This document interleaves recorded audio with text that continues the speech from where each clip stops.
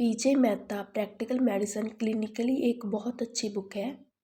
ठीक है, इसके लेक्चर्स आज हम 1 बाय 1 देखेंगे। इससे पहले आप इसका इंडेक्स देख लीजिए। इसमें सबसे पहले आता है history taking and symptomatology, then general examination, abdomen, respiratory system, cardiovascular system, central nervous system, medical emergencies, electrocardiography, radiology, instruments, procedures, haematology, clinical pathology, pathology specific and drugs. ठीक है, आज हम पहले लेक्चर में शुरू करते हैं हिस्ट्री टेकिंग। इसको मैंने पूरे अच्छे तरीके से पढ़ लिया है। जो भी डिटेल है इम्पॉर्टेंट है वो मैं आपको बताने जा रही हूँ। इसमें से हिस्ट्री टेकिंग क्यों इम्पॉर्टेंट है, क्योंकि 80% of the diagnosis history taking से ही हो जाते हैं अगर हम अच्छे से हिस्ट्री लेते हैं। हिस्ट्री में सबसे पहले क्या करना होता है, पेशेंट का बायोडाटा लेना ज़रूरी है ताकि उसकी आइडेंटिटी, उसकी एज या सेक्स स्पेसिफिक डिजीज़ हमको पता चल सके, उसके एड्रेस से उसके आसपास का एरिया का पता चल सके, उसके ऑक्यूपेशन का, सबका बायोडाटा, सब चीज़ें हमें बायोडाटा में लिखनी होती है। ठीक है, सेकंड स्टेप क्या रहता है, ये सब ऑर्डर में रहेगा। ठीक है, सेकंड स्टेप क्या रहता है, complaints of the present illness, मतलब जो चीफ कंप्लेंट्स जो सबसे पहले पेशेंट आपको बताएगा।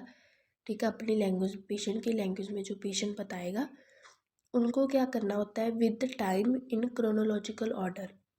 विद द टाइम मतलब कब से डिजीज़ है।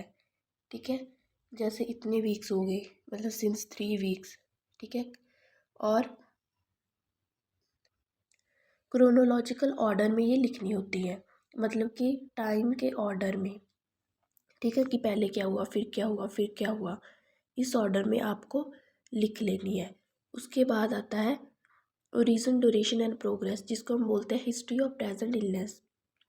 कि इसमें क्या करना होता है, हिस्ट्री ऑफ प्रेजेंट इलनेस में जो भी डिटेल्स है, ठीक है, हर सिम्टम्स की, उसको अलग अलग अच्छे से लिखना होता है। उसका ऑनसेट, कि कब वो शुरू हुई, कैसे शुरू हुई, ठीक है, उसका ड्यूरेशन क्या था और कैसे प्रोग्रेस हुई, कैसे बढ़ी, ठीक है, और अब कैसी है। ठीक है, और उससे रिलेटेड जो भी सिम्टम्स हैं वो भी आपको इसमें लिखने रहते हैं। उसके बाद है हिस्ट्री ऑफ पास्ट इलनेस।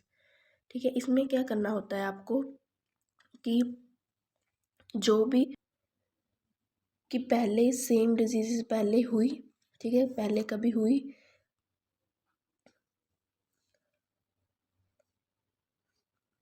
और इसमें आपको मेजर डिजीज़ के बारे में पूछना होता है कि आपको टीबी तो नहीं, डायबिटीज़ तो नहीं, हाइपरटेंशन, अस्थमा या हार्ट डिजीज़, और ऐसी डिजीज़ जो मेजर डिजीज़ हैं एसोसिएटेड, जो मेजर डिजीज़ हैं वो आपको पूछनी होती हैं इसमें। और उसके बाद इम्पोर्टेंट है पर्सनल हिस्ट्री। पर्सनल हिस्ट्री में क्या करना होता है, आपको पेशेंट का एपेटाइट, कि उसको भूख सही से लगती है। ठीक है, इससे आपको उसके डाइजेशन के बारे में पता चलेगा। फूड हैबिट्स उसकी कैसी हैं, टाइप ऑफ डाइट की वो वेजिटेरियन है, नॉन वेजिटेरियन है, वर्बल एंड मिक्चुरेशन हैबिट्स, जिससे आपको उसके पेट के बारे में पता चलेगा। ठीक है, स्लीप एंड एडिक्शंस के बारे में इसको आपको पूछना रहता है कि आपको कोई एडिक्शन तो नहीं है, जैसे स्मोकिंग वगैरह। ठीक है, और इस सब चीज़ों के बारे में पूछना रहता है। जैसे इसमें मेजर चीज़ है कि अगर देखो अल्कोहल एडिक्शन है, एग्जांपल इसमें दे रखी है कि अगर अल्कोहल एडिक्शन है तो उसको गैस्ट्राइटिस होता है, होने के चांसेस ज़्यादा होते हैं। क्या होता है कि गैस्ट्राइटिस के सिम्टम ज़्यादा इंक्रीज़ कर जाते हैं अगर वो अल्कोहल की एडिक्शन करता है। ठीक है, गैस्ट्राइटिस मतलब इन्फ्लेमेशन, ठीक है, पेट में।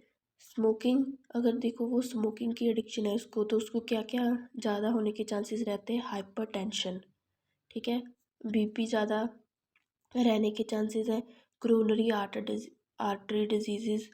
इसमें क्या होता है, क्रोनरी क्या हो जाती है, नैरो हो जाती है वो आर्टरी, जिसकी वजह से लिमिटिंग ब्लड फ्लो जाता है हार्ट तक।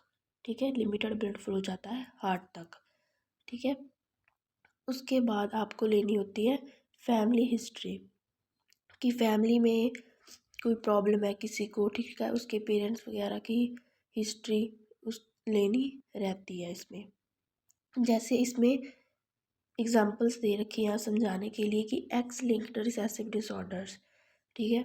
सबसे पहले इसकी बात कर लेते हैं कि इसमें क्या होता है कि वुमेन्स क्या होती हैं, फीमेल्स क्या होती है, कैरियर होती हैं, ठीक है। मेल सफ़र करता है क्योंकि एक्स लिंक्ड रिसेसिव है, ठीक है, रिसेसिव डिसऑर्डर है, ठीक है।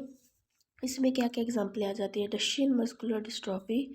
मस्कुलर डिस्ट्रॉफी में क्या होता है कि जब ब्रेन की डेवलपमेंट हो रही होती है, ग्रोइंग होता है ब्रेन, तब उसमें प्रॉब्लम आ जाती है, ठीक है।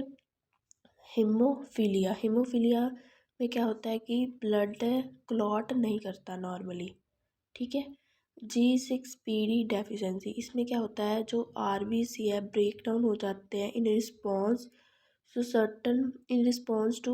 सर्टन मेडिकेशंस, इन्फेक्शन या स्ट्रेस की वजह से, ठीक है। इसमें RBC का ब्रेक डाउन होता है किसकी वजह से, या तो मेडिसिन की वजह से हो सकता है, या इन्फेक्शन की वजह से हो सकता है, या स्ट्रेस की वजह से हो सकता है। इसमें क्या होता है, मेजर क्या रहता है, अब्डोमेन और बैक में पेन रहता है, ठीक है।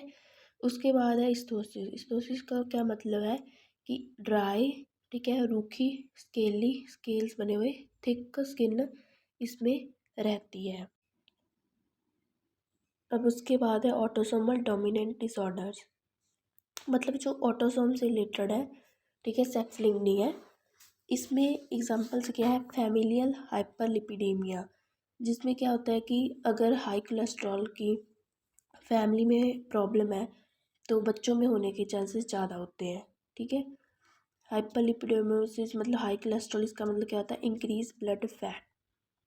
उसके बाद है पॉलीसिस्टिक किडनी, ठीक है, ये भी इसकी एक एग्जांपल है, सिस्ट बन जाते हैं किडनी में।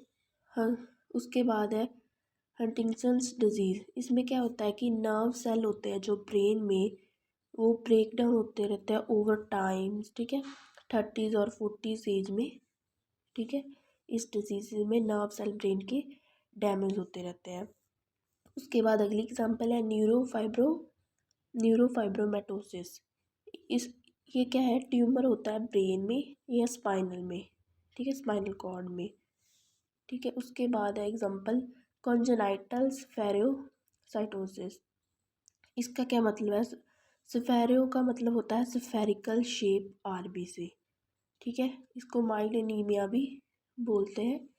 उसके बाद है मायोटोनिया का मतलब होता है delayed relaxation of skeletal muscle after voluntary contraction.